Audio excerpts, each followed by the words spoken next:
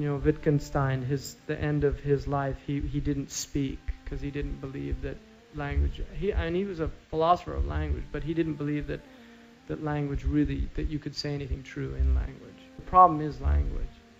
The problem is communication. Rumi, one of my favorite stories of Rumi is there's an Arab, a Persian, and a Roman. They're traveling together on a road, and they've come across this dirham, and they all grab it at the same time. And so the Arab says, "Inab, we have to buy inab with it." And the Persian says, no, we buy angur. And then the Roman, he says, no, we're going to buy vanitas. And they're all words for grape. So they start fighting each other. And Rumi's, his comment is that all that was needed was a good translator. Part of the problem is language. One of the things that they point out here that I really believe in is that when people say, I don't believe in God, Muslims should say, well, what's your definition of God? Because I might not believe in that God either.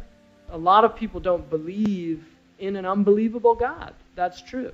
Simple as that. There's a book called Why God Will Not Go Away. And this is a neurobiology of belief. People are wired to believe.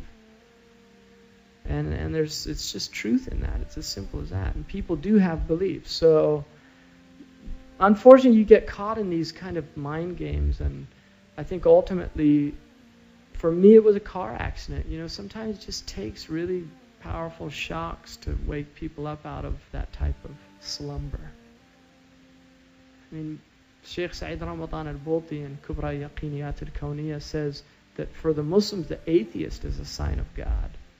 Just the fact that somebody can deny God in this world is a proof, not only of God, but that He's merciful and compassionate.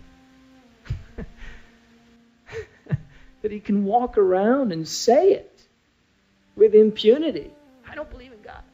I mean, some of them will do that. I don't believe in you. I mean, what is that? And then they say no lightning bolt came down. Like, so really, people will say that. Okay, if there's no God, strike me down right now. Just strike me down, God. If you're really there, do it. God's merciful. I mean, Sidi Ahmed Zarruq said for him, one of the biggest proofs of God was sailors. Because he said that they're some of the worst people on the planet. And he said, and yet they can safely cross an ocean. No offense to any sailors.